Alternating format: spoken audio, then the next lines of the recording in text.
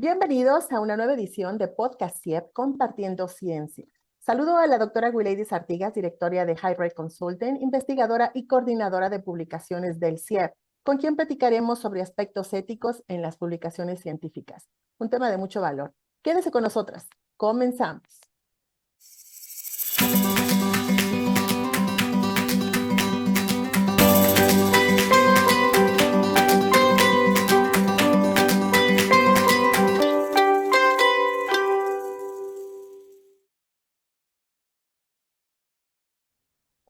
Doy la bienvenida a la doctora Gwileidis Artigas, de quien leeré un pequeño extracto de su amplio currículum.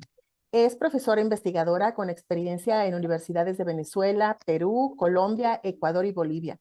Es editora de Telos, revista de estudios interdisciplinarios en ciencias sociales, y es miembro del Comité Editorial Científico y Cuerpo de Arbitraje de Revistas Científicas Internacionales.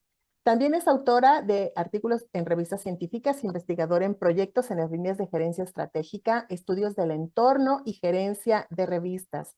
Actualmente es directora de High Rate Consulting en Estados Unidos, donde asesora universidades de Angola, Perú, Panamá y Bolivia. Y hasta diciembre del año pasado fue encargada de redes sociales de la Revista Profesional de la Información en España. Doctora, es un gusto tenerla con nosotros. Bienvenida. Gracias. Gracias, Zaira, por esta invitación y al Comité Iberoamericano de Ética y Bioética por propiciar estos espacios en donde compartimos nuestras experiencias de investigación que pueden ayudar a otros pues, a seguir avanzando en este proceso. Sí, muchísimas gracias, porque precisamente uno de los aspectos que tenemos en el comité es difundir todo lo que se investiga, en lo que se trabaja. Y justamente hace 15 días platicábamos con el doctor Mosquera sobre la revisión que hacen las editoriales. Y comentábamos algunos aspectos éticos, pero no llegamos a determinar exactamente cómo es que las revistas toman esos aspectos éticos a la hora de hacer la revisión, pues la aprobación.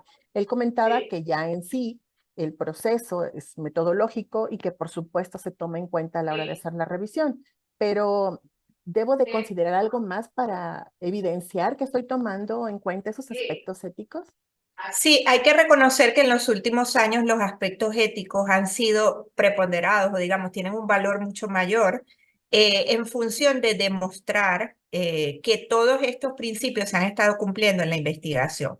Y depende de la revista y de la editorial que esté. Por ejemplo, si hablamos de un libro colectivo, un libro completo, si es una editorial que hace revisión por pares, se supone pues que estos árbitros o revisores pues revisarán algunos elementos relacionados con los aspectos metodológicos que tienen que ver con, bueno, participación de un comité de ética, presencia de un consentimiento informado, pero más allá de eso, también algunos índices internacionales exigen que la revista, por ejemplo, dé evidencia en cada artículo de que no hay conflicto de interés, por ejemplo, en la elaboración del documento y de las contribuciones de autoría, por ejemplo, que es un tema ahorita ético de mucho, vamos a decir, de mucha importancia o que se le está dando mucho valor en el ámbito de las revistas. Para cómo se hace esta contribución de autoría, normalmente toman la clasificación de CREDIT, que es una clasificación internacional de 10 roles con los cuales los autores pueden participar, es decir, certificar que tuvieron alguna participación en ese proceso de investigación para elaborar ese artículo o ese libro, ¿no? Eh, vamos a decir que cada revista tiene sus estándares, algunas revistas tienen unos formatos específicos que llenar, donde usted simplemente marca cuál fue la contribución en esos roles, donde usted simplemente señala si tiene o no tiene conflicto de interés, entre otras cosas, ¿no? Y esto puede salir bien expresado en el artículo. Hay revistas que lo tienen, o sea, el artículo per se al final muestra, por ejemplo, contribución de autoría, o hay revistas que lo solicitan, pero lo tienen para sus archivos. Es decir, que si hay algún problema ético, algún problema adicional, ellos pueden, en el Comité de Ética de las Publicaciones, por ejemplo, si hay alguna discusión del tema o hay alguna denuncia, ellos pueden demostrar que tienen los soportes de, por ejemplo, contribución de autoría, conflicto de interés, etcétera, ¿no? Hay que estar claros que las revistas, digamos, no las sabemos todas y no somos infalibles en el punto de que se puede pasar algo, algún problema, ¿no? Pero como yo siempre les digo a todos los editores, no pensemos que va a pasar algo, pero siempre tengamos todos los soportes para poder demostrar que nosotros hemos cumplido nuestro procedimiento, ¿no? Por ejemplo, una discusión muy reciente que decía, no, es que las revistas deben indagar e investigar si los autores son autores del artículo. Eso no es labor de las revistas, señores. O sea, nosotros partimos de la buena fe de que el investigador está declarando algo real y que está presentando un artículo que él escribió. Más allá de eso, si él compró ese artículo, si él hizo ese artículo, pues eso es una cosa que puede escapar de las manos. Que algún árbitro puede darse cuenta que hay algunos datos fabricados, inventados, está bien, el proceso de arbitraje se hizo, pues muy bien, pero no necesariamente puede suceder, ¿no? Sin embargo, pudiese haber, por ejemplo, después de publicado una denuncia donde diga que esos datos son plagiados o inventados o falsificados, y hay un procedimiento establecido en el Comité de Ética de las Publicaciones para resolver cada uno de estos casos. Entonces, qué es lo que piden ahora los índices? Bueno, por lo menos mantén soporte de estas cosas, garantiza que todas estas cosas estén y enúncialo en tus normas, por ejemplo.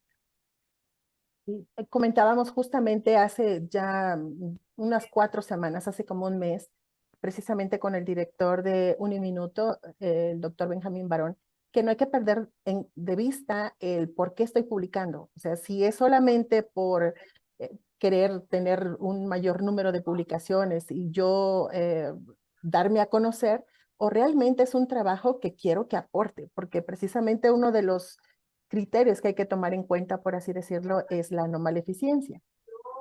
¿Cuál sería un criterio donde la revista dijera este proyecto no se aprueba, se rechaza? Sí, fíjate que hay varias cosas, ¿no? La revista debe hacer una revisión previa o revisión inicial de lo que es la propuesta, ¿no? El manuscrito como tal. Y la revista puede tener ciertos estándares, ¿no? Puede establecer, por ejemplo, tipos de proyectos que acepta o no acepta, como por ejemplo tenemos revistas que le dicen, no, nosotros no publicamos estudios de caso, por ejemplo, es el mismo caso, ¿no? Entonces, bueno, no, proyectos vinculados a, por ejemplo, informaciones sobre personas que dañan la integridad de la persona o que van mucho más allá, etcétera. Puede tener alguna normativa con respecto a eso. Pero como tú dices, siempre partimos de pensar que la persona que me está proponiendo es un investigador íntegro y es un investigador que está cumpliendo las normativas éticas, aunque eso no quita, como yo siempre digo, que debemos luchar por seguir educando a los nuevos investigadores. Porque hay muchos vicios que se siguen cometiendo y seguimos pensando en los claustros académicos que es normal. Es decir, hay muchos procedimientos que se han normalizado y que debemos seguir luchando desde estos espacios como el Comité Iberoamericano de Ética y Bioética, que lucha constantemente con eso, por educar y decir, mira, esto no está bien, tienes que seguir este procedimiento, tienes que hacer estas labores para garantizar que tu estudio cumpla con ciertos estándares, ¿no? Entonces yo creo que eso es bien importante y también, bueno, la revista tendrá algún estándar específico establecido para decidir a primera vista si quiere arbitrar o no el artículo y si ese tipo de artículo pudiese ser incluido, ¿no? Igual que hay revistas, por ejemplo, que tienen un mayor peso sobre estudios cuantitativos, por ejemplo, que sobre estudios cualitativos. Y les gusta, por ejemplo, que la estadística esté bien demostrada, que tengan datos bien específicos. Entonces, va de lo mismo, ¿no? O sea, cada revista tendrá sus estándares y definitivamente sí hay banderas rojas, es decir, hay momentos en que el árbitro te dice, mira, aquí hay algo que no me suena bien o aquí hay un dato que no concuerda. Por ejemplo, me ha pasado mucho que tú dices, no, esto es una revisión sistemática y revisé 50 artículos, pero resulta que solamente en referencias hay 20. Entonces, ¿cómo tú dices que revisaste 50 y solamente citaste 20? O sea, hay que comenzar a ver ahí estos elementos, ¿no? Que son, vamos a decir, más de proceso metodológico que de ética, pero que a la suma constituyen eso de decir la verdad dentro del proceso y mostrar cómo fue ese proceso de manera limpia, ¿no? Vamos a decirlo así. Y, por ejemplo, dentro de esas malas prácticas también estaría lo de la autocita. O sea, si yo estoy tratando de demostrar mi trabajo de investigación, pero también quiero aumentar mi nivel y me autocito, digo, tampoco está bien autoflagearme, pero creo que sería como considerado una mala práctica poner citas mías en el documento. No, fíjate que ahí te voy a decir, porque eso es un malentendido que se ha dado en las revistas.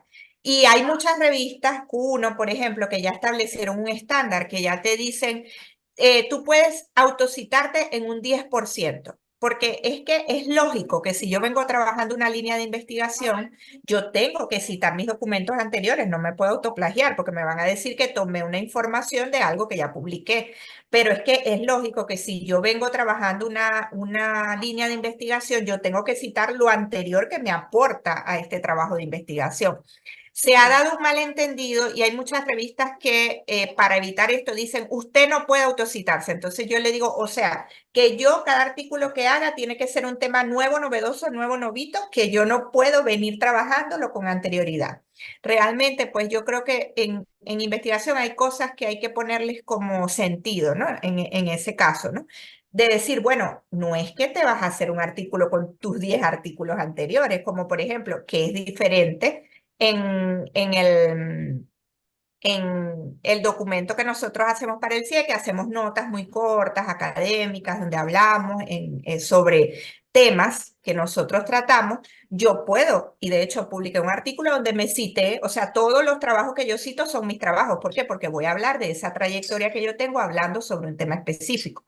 Pero eso no es un artículo científico, pues eso es una nota, un blog que yo estoy haciendo para mostrar o demostrar una trayectoria, un tema específico que se ha venido pues tratando cada cierto tiempo, ¿no? En el caso de los artículos, pues obviamente no es que de 30 citas yo voy a poner 15 mías. Eso no va, No, ¿no? Pero sí, como dicen estas revistas Q1, que nos pasó ahorita con un artículo que acabamos de publicar, si yo tengo 50 citas y tengo 5 citas mías de trabajos anteriores que he hecho, pues no va mal. ¿Por qué? Porque yo venía trabajando con ese tema. ¿Qué es lo que están trabajando ahora los índices? Que quizás van a poner alguna restricción para el índice H en cuestión de autocitación. Es decir, si esta cita se la hizo usted misma, pues a lo mejor va a valer menos que una cita que le haga una tercera persona, que está bien. Pero no podemos limitar estrictamente, que no digo que no se haga porque sí se hace. Hay revistas que dice, bueno, usted no puede autocitarse y es una decisión en función de cumplir algunos estándares, ¿no? Pero yo siempre digo, no es descabellado que yo cite mi trabajo anterior, pues no es descabellado porque yo vengo trabajando en ese tema, ¿no? así Y es. puedo Experta decir, en el tema. ajá, de estos datos que fueron anteriores, como de hecho lo estamos haciendo así en un proyecto de investigación en que estamos en España, venimos publicando sobre revistas, sobre curación de contenido en revistas, y los datos que nos da el último artículo que tenemos son el insumo para el siguiente artículo, para ampliar más la investigación, para buscar otra área de conocimiento, entre otras cosas, ¿no? Ah, muy bien, muy bien. Algunos compañeros míos creen que publicar es sumamente difícil. Y Mm. a la hora que han sometido algunos proyectos o trabajos pues, para ser publicados, han sido rechazados.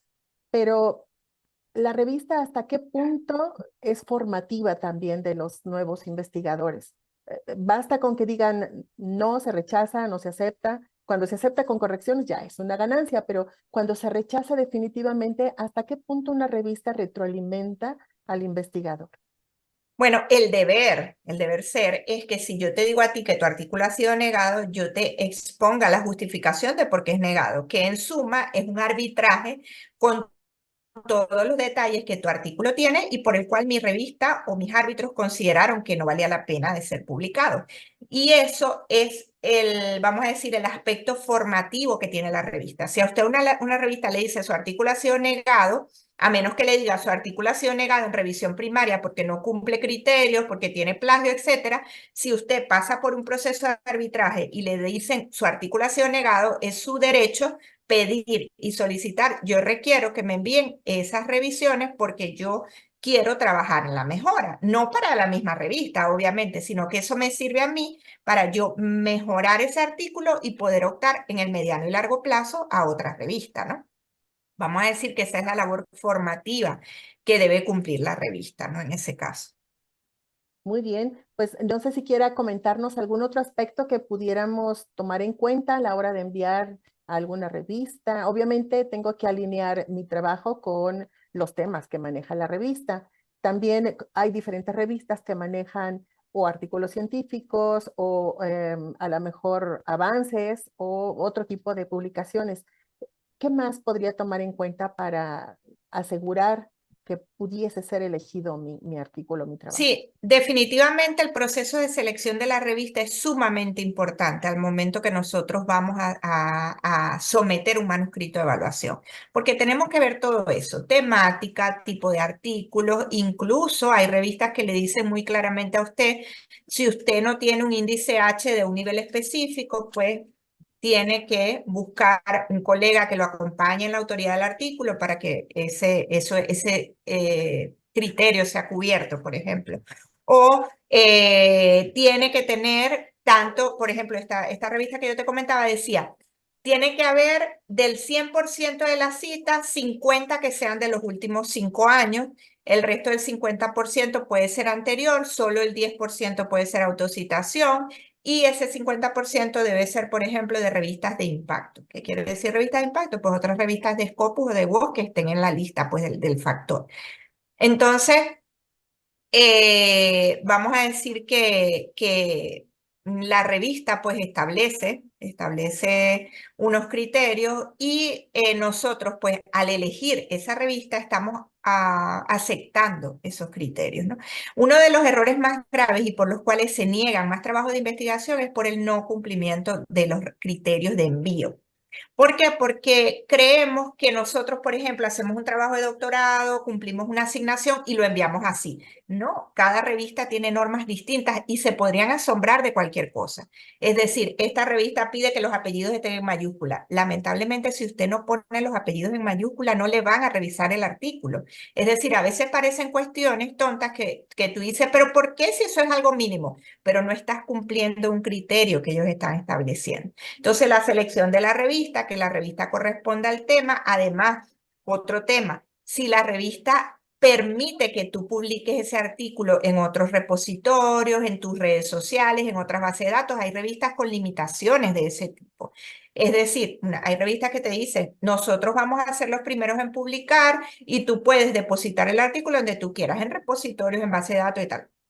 Hay otras que te dicen, mira, nosotros no te cobramos por publicar, pero tenemos un embargo de 1 año. Tú no puedes publicar ese artículo en el primer año porque nosotros vendemos suscripciones, por ejemplo, y solamente quien se suscribe tendrá ese artículo. Tú no puedes violar, es decir, al momento de enviar el artículo, tú estás aceptando esas condiciones o esas restricciones. Yo siempre les digo, busquen revistas independientemente porque vamos escalando en esa carrera y tenemos primero revistas con índices regionales, luego con índices más grandes, pero independientemente de los índices que usted esté buscando, por favor, busque revistas de acceso abierto total.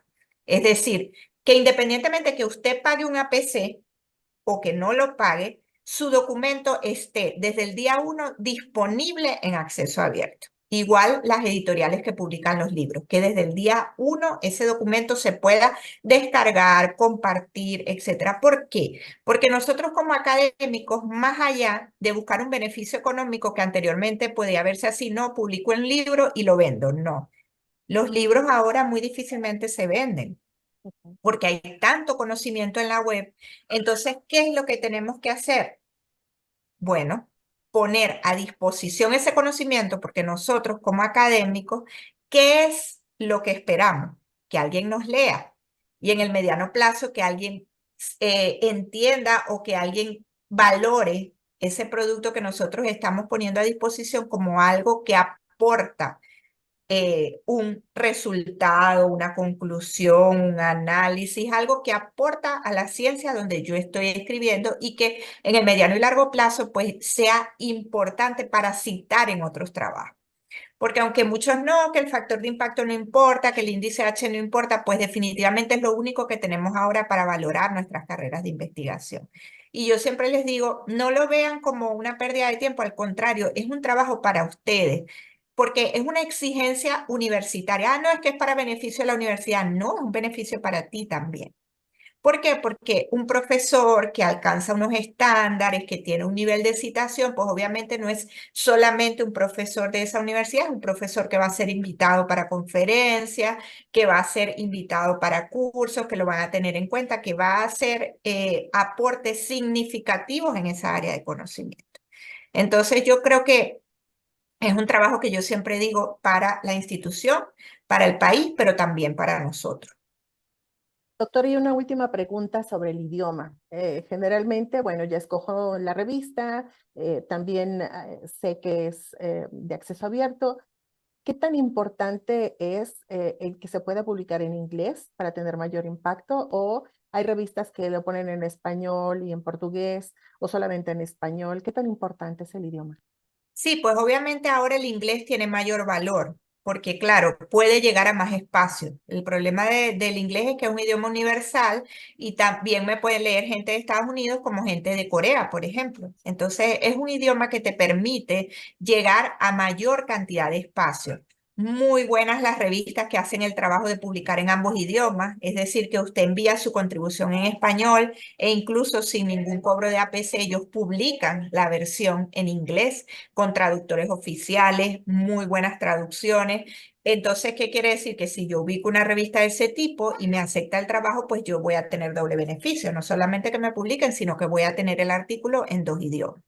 Entonces, es muy importante. Y de otro lado, si yo decido publicar en inglés, yo tengo que buscar traductores oficiales. Recuerden, un traductor de Google, un traductor automatizado, no es, es decir, a la suma no es correcto.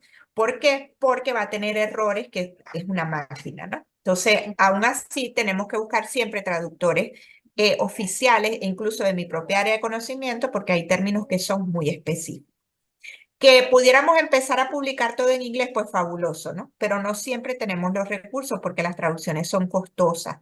Entonces, la revista, incluso las revistas que van empezando, no tienen pues recursos para hacer traducciones automáticas. Entonces, eso es un proceso que se va haciendo como a mediano plazo. A veces agradecemos que nos los envíen ya en inglés bien traducidos, enviamos solamente a una revisión simple. Entonces, digo, muy bueno que pudiésemos publicar todo en inglés y si nosotros fuésemos expertos en idioma, pues mucho mejor, pero muchas veces tenemos que pagar para hacer esas traducciones. Doctora, pues muchísimas gracias. Hemos llegado ya al final de este podcast y ha sido interesantísimo. Se me ha pasado rapidísimo el tiempo y le dejamos abierta la invitación para que venga con nosotros mucho más adelante con otros temas relacionados precisamente con publicaciones. No sé si tenga algún comentario para hacer el cierre. Sí, más bien, claro, en lo que deseen, pues podemos hacer, incluso podemos hacer un poco específico sobre el uso de herramientas como idéntica y para el plagio, que muchas veces son mal utilizadas o que tenemos una concepción distinta de lo que es. Yo siempre digo que hay que mirar pues las limitaciones en investigación como oportunidades para ver qué procedimientos podemos hacer para garantizar los vamos a decir, los temas éticos dentro de la investigación dentro de unos estándares establecidos, ¿no? También, bueno, podemos hablar de los índices de las revistas, qué es lo que solicitan los índices de las revistas también en el tema ético. Y bueno, cualquier tema que tú quieras hablar sobre revistas científicas, pues yo siempre a la orden. Déjame revisar a ver si nos quedó algún temita pendiente. Fíjate, ya les dije también el tema de que, sí, que mirar bien si la revista permite compartir, si permite publicar antes de tener de tener el artículo listo para publicación.